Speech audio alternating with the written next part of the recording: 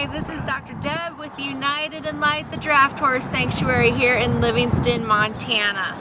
First off, I know we're here at the main event, and I just want to say thank you so much for all of our support. And what is United and Light and why draft horses? It first started when I was a full-time chiropractor in Southern California doing work on animals and humans.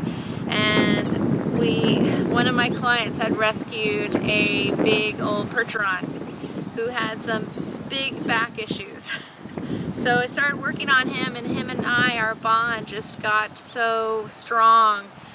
When it came time, they weren't able to adopt him back out because of his injuries, and I decided I'll take him. That changed my life. So when I was 30 some years old, Night of Dreams came into my life and changed my world. He had a big message and I was listening, I guess.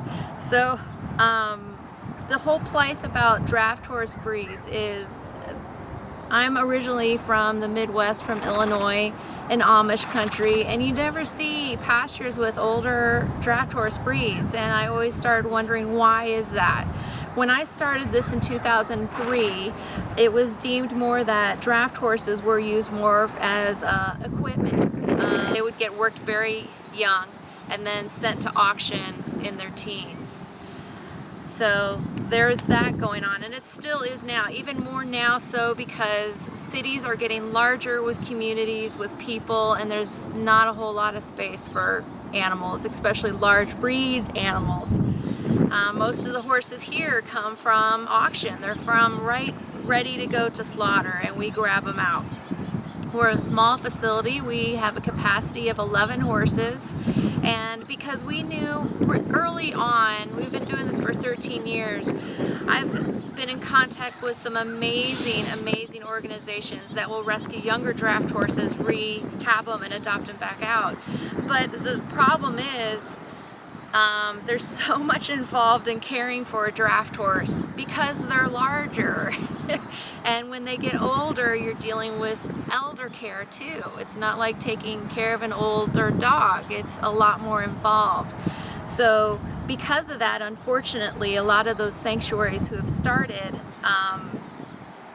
they tell me between 60 and 90% of the horses that they adopt out end up coming back to them.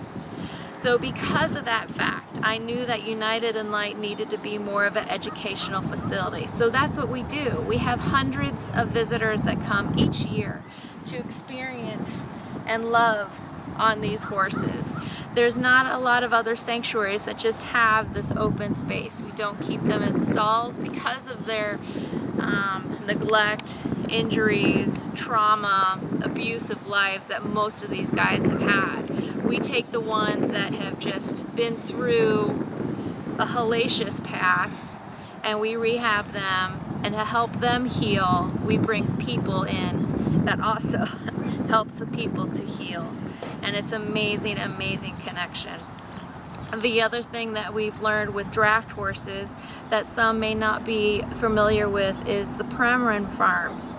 So Premarin is actually a United States manufacturer, and it's for a pill for women going through menopause. So what happens is there's ranches in Canada.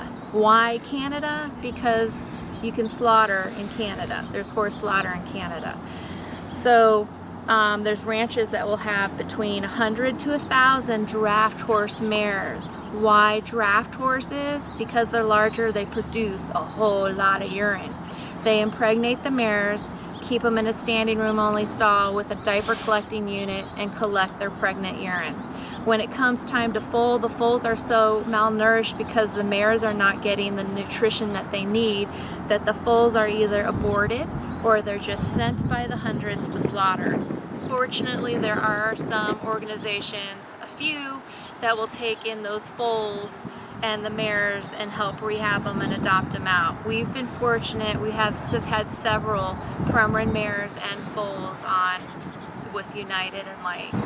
So one of the commonalities when people come out here, visitors come out, is the horses look so good, and they do. We take really good care of these guys. But that's not how they come here. They come here with such horrific stories. Welts from being abused, scars that unfortunately some of them never do heal, trust issues, and some of them have been starved nearly to death. They all have a story. Lucky here was found with 200 horses in Idaho in a ranch.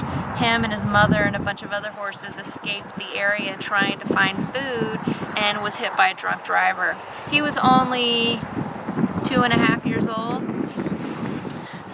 But he unfortunately fractured his leg, so he wasn't able to pull or drive or do any of that work. Most of the horses here have had so many injuries that they're not able to do the physical work that they could have otherwise.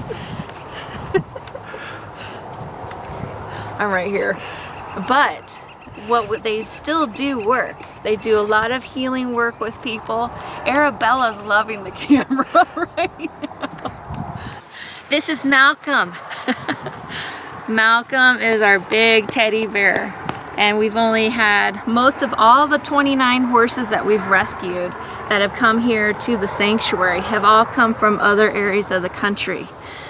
We've only had 2 that have actually come from Montana over these years. Look at his face. We found a spot here for Malcolm. They do like the camera, as you can tell.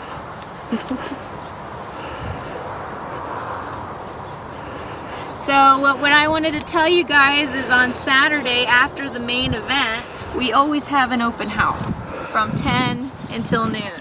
So a chance where you can come out and love on these guys. Thank you so much for all your support. We really appreciate it. Thank you. Thank you.